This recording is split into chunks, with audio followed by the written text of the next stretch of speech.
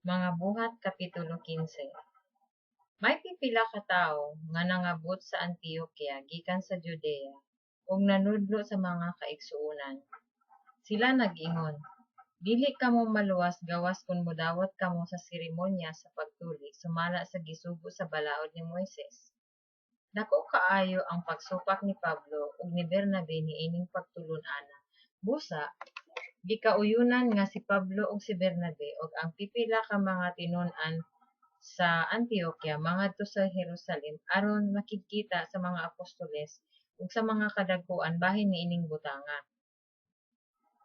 Busa, gipagikan sila sa iglesia ug sa ilang pag-agi sa Phoenicia ug sa Samaria, gisugilon nila ang pagkakabig sa mga dili Hudiyo ngadto sa Dios.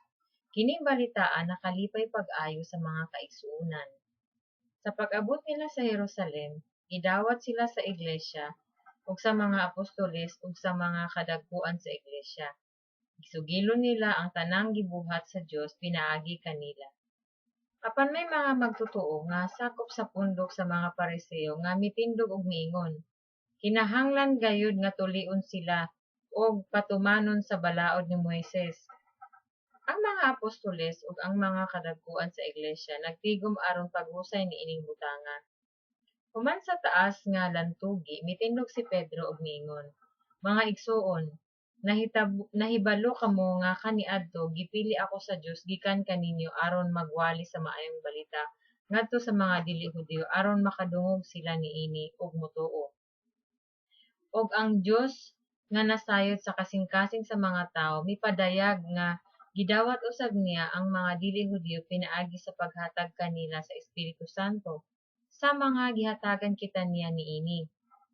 Wala siya'y gipalabi, tali kanato ug kanila. Giputli usab niya ang ilang mga kasing-kasing kay mituo man sila. Busa, nganong sulayan man gyud ninyo ang Dios pinaagi sa pagpapas-an sa mga tinun-an ug sa mga palasanon nga ang atong mga katigulangan ug kita mismo wala makahimo sa pagpas-an. Apan nagtuo kita nga pinaagi sa grasya sa Ginoong Hesus maluwas kita ug mao usab kana ang kahimtang nila. Naghilom ang tibuok pundok samtang namati sila kang Bernabe ug kang Pablo nga nagsugilon sa tanang mga milagro ug mga katingalahan nga gibuhat sa Dios ngadto sa mga dili Hudiyo pinaagi kanila. Sa pagkahuman nila sulti, mitubag si Santiago og miingon, pamati kamo mga igsoon. Bag-o pa lang gisaysay ni Simon ang unang pagpakita sa Dios sa iyang pagtagad ngadto sa mga dili Hudiyo pinaagi sa pagpili gikan kanila og katawhan nga magdala sa iyang ngalan. Ang mga pulong sa mga propeta tukma gayud niini sumala sa gingon sa kasulatan. Human niini, mubalik ako. Nagingon ang Ginoo, ug akong tukuron pag-usab ang napukang balay ni David. Tukuron ko kini pag-usab og lig-unon. Busa mangita sa Dios ang ubang katawhan. Ingon man ang tanan dili Hudiyo nga akong gitawag aron maako. Mao kini ang giingon sa Ginoo nga nagpahibalo niini sukad pagayod kaniadto. Og mipadayon si Santiago pagsulti. Busa, ang akong hunahuna mao nga dili nato lisod-lisuron ang mga dili Hudiyo nga midawat sa Dios. Ato hinuon silang sulatan nga dili sila mangaon sa hugaw nga mga pagkaon tungod kay hinalad man kini ngadto sa mga Dios ug nga dikayan nila ang salawayong pakighilawas ug nga dili sila mokaon sa bisan unsang mananap nga gituok o sa bisan unsang dugo. Kay sukad pa kaniadto ang balaod ni Moises gibasa sulod sa mga sinagoga matag adlaw igpapahulay ug sa matag lungsod giwali ang iyang mga pulong. Unya, nagkauyon ang mga apostoles, ang mga kadagkuan ug ang tibuok iglesia sa pagbilig mga tawo gikan sa ilang pundok aron ipadala ngadto sa Antioquia uban ni Pablo ug ni Bernabe. Gipili nila si Judas nga ginganlag Barsabas ug si Silas. mga tawo nga gitamod pag-ayo sa mga kaigsuonan. Ug ilang gipadala kanila kining mosunod nga sulat.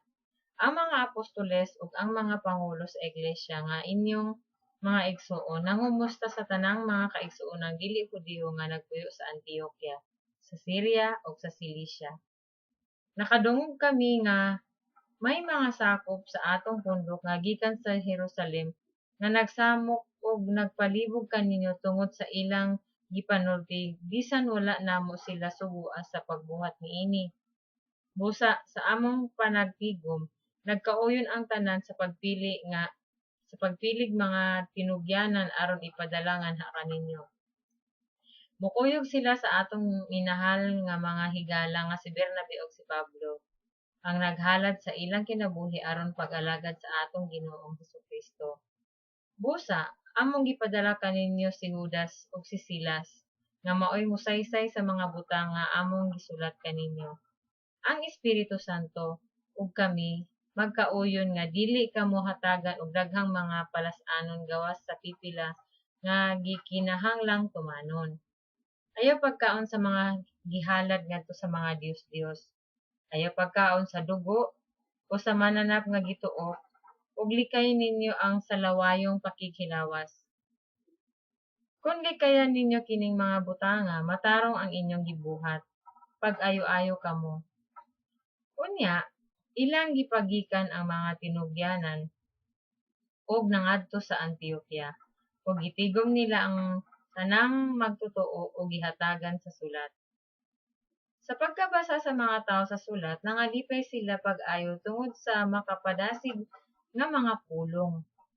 Si Judas ug si Silas nga mga propeta mihatag og mga pakigpulong ngadto sa mga kaigsuonan, ug kini nakadasig ug nakapalig-on kanila. Taod-taod silang nagpabilin didto ug tapos niini gipagikan sila sa mga kaigsuonan uban sa mga panghinaot sa kalinaw ug namalik sila ngadto sa nagpadala kanila. Si Pablo ug si Bernabe nagpabilin og dugay-dugay sa Antioquia. Ug didto inabagan sa uban, nagtudlo sila og nagwali sa pulong sa Dios. Human sa pipila ka adlaw, si Pablo miingon kang Bernabe, "Namalik kita og duaw nato ang mga kaigsuonan sa matag syudad nga atong gisangyawan sa pulong sa Ginoo ug atong susihon kung naunsa na sila."